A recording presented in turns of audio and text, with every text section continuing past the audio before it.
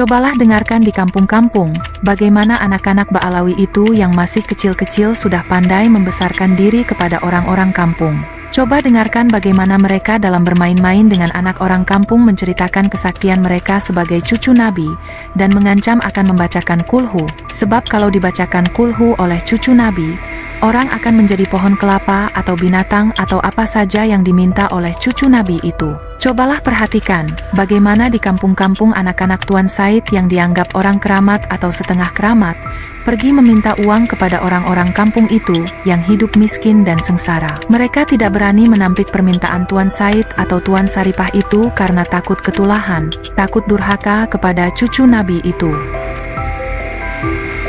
Polemik seputar nasab Ba'alawi di Indonesia masih belum mereda. Sebagian orang mungkin mengira bahwa persoalan habaib mengemuka belakangan ini. Padahal jika kita merunut sejarah, masalah yang hampir sama sebenarnya pernah terjadi di Hindia Belanda antara tahun 1910-an hingga tahun 1930-an. Riwayatnya bermula ketika pada 17 Juli 1905, di Batavia berdiri organisasi Al-Jamiyat Al-Khairiyah yang lebih dikenal dengan Jamiatul Khair. Organisasi ini dibentuk untuk mewadahi orang Arab atau keturunan Arab yang ada di Hindia Belanda. Di antara tokoh populernya bernama Ahmad Surkati. Ahmad Surkati merupakan seorang ulama yang berasal dari Sudan, yang baru bergabung ke Jamiatul Khair pada Oktober tahun 1911. Belum lama bergabung, keberadaan Ahmad Surkati menimbulkan fraksi di internal Jamiatul Khair. Sebagai seorang cendekiawan muslim yang terpengaruh oleh gagasan reformis Muhammad Abduh, ia memiliki ide-ide tentang kesetaraan umat Islam. Dalam sebuah pertemuan anggota Jamiatul Khair di Solo pada tahun 1913, Ahmad Surkati berfatwa bahwa Islam memperjuangkan persamaan dan tidak mengakui kedudukan yang mendiskriminasikan berbagai kalangan hanya karena darah keturunan, harta, atau pangkat. Fatwa ini rupanya ditentang oleh orang-orang Arab dari kalangan habaib. Ide-ide Ahmad Surkati dianggap dapat menjadi ancaman bagi mereka, kaum Alawiyyin yang kedudukannya lebih tinggi dibanding golongan lain dalam masyarakat Islam di Hindia Belanda, khususnya di Pulau Jawa. Penting diketahui, pada masa Hindia Belanda, berdasarkan Undang-Undang tahun 1854, pemerintah kolonial membagi masyarakat menjadi 3 kelas secara hierarkis dan diskriminatif. Orang Eropa disebut sebagai Europeanen, orang Timur asing disebut sebagai Vreemde Oosterlingen, dan pribumi disebut sebagai Inlander. Dalam hierarki ini, orang-orang Arab termasuk kategori Timur asing, yang kemudian dipetakan lagi antara orang-orang Arab Said dan orang-orang Arab non-Said. Ahmad Surkati salah satu dari yang non-Said atau bukan Ba'alawi. Atas apa yang diperjuangkannya, Ahmad Surkati kemudian dikucilkan di Jamiatul Khair. Hingga akhirnya, pada 6 September 1914, ia mendirikan organisasi baru bernama Jamiyat Al-Islam Wal Irsyad Al-Arabia atau disingkat Al-Irsyad, yang baru 1 tahun kemudian, tepatnya pada tanggal 11 Agustus 1915, mendapat legalitas dari pemerintah. Adapun dalam hal keanggotaan, Al-Irsyad lebih inklusif. Baik Arab maupun non-Arab, termasuk orang pribumi, boleh bergabung di dalamnya. Kecuali, kelompok habaib tidak diterima di organisasi ini. Bahkan dalam anggaran dasar dan anggaran rumah tangga Al-Irsyad tahun 1915, dituliskan bahwa seorang habaib tidak boleh menjadi pengurus. Dari sini, perselisihan semakin memanas.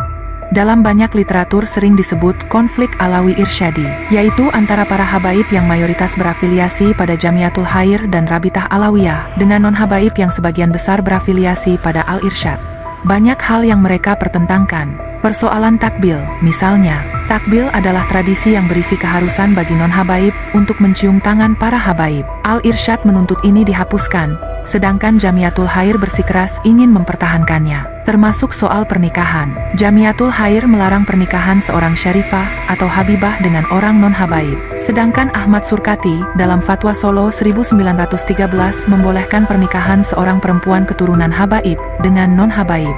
Ada pula persoalan gelar. Jamiatul Khair menuntut bahwa gelar Said, Syarif, atau Habaib adalah gelar keistimewaan yang sakral dan bagian dari syariat Islam, serta hanya merekalah yang berhak menyandangnya. Sementara Al-Irsyad mempunyai pandangan bahwa kata Said dan sejenisnya hanyalah panggilan biasa, sama dengan kata Mister dalam bahasa Inggris, Menir dalam bahasa Belanda, atau Monsieur dalam Perancis. Lebih ekstrim dari itu, Al-Irsyad juga berpendapat bahwa semua keturunan Hasan dan Husain tidak dapat disebut sebagai keturunan Nabi Muhammad, mengingat kebiasaan bangsa Arab sebagai penganut sistem patrilineal. Ditambah lagi, kalaupun benar mereka bisa disebut keturunan Nabi Muhammad, bagi Al-Irsyad tidak ada satupun aturan dalam Islam yang memberikan kedudukan istimewa kepada para keturunan Nabi Muhammad tersebut. Dalam sebuah tulisan berjudul Titel Said Jadi Urusan 1932, Al-Irsyad mengkritik perlakuan para Said terhadap masyarakat pribumi.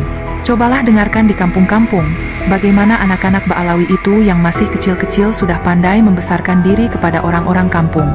Coba dengarkan bagaimana mereka dalam bermain-main dengan anak orang kampung menceritakan kesaktian mereka sebagai cucu Nabi, dan mengancam akan membacakan kulhu.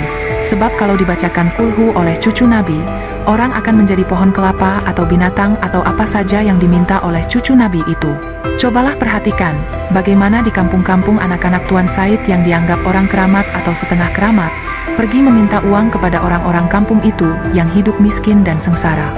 Mereka tidak berani menampik permintaan Tuan Said atau Tuan Saripah itu karena takut ketulahan, takut durhaka kepada cucu Nabi itu. Lagi pula ada kepercayaan kalau memberi kepada orang keramat ada berkatnya, nanti dapat untung berlipat ganda dari pemberian itu. Sementara itu, dari pihak Jamiatul Khair menyarankan kepada pemerintah kolonial untuk mengambil tindakan terhadap orang-orang Al-Irsyad yang mereka tuduh sebagai penganut komunisme dan pengikut Bolshevik. Para Said yang pada saat itu memiliki jaringan luas dari Hindia Belanda, Singapura, India, hingga Timur Tengah, Hadramaut, menggunakan koneksi ini untuk menghambat pergerakan anggota Al-Irsyad. Seorang tokoh pergerakan nasional asal Minangkabau, Haji Agus Salim, turut berkomentar terkait polemik ini, seraya membela Al-Irsyad. Dalam harian Mustika, diterbitkan oleh Percetakan Muslim Indonesia, di bawah pimpinan redaksi Haji Agus Salim, edisi 17 Juli 1931. Haji Agus Salim berpendapat bahwa perselisihan antara Al-Irsyad dengan Ba'alawi adalah boleh diumpamakan sebagai peperangan antara aristokrasi dan demokrasi. Haluan yang dikemukakan oleh Al-Irsyad adalah yang cocok betul dengan Islam dan perubahan zaman. Semangat demokrasi inilah yang menjadi satu di antara sebab-sebab yang terutama kenapa agama Islam menjadi banyak tersiar di seluruh dunia ini. Maka orang-orang yang menghalang-halangi roh dan semangat ini adalah orang-orang yang menghalangi kemajuan.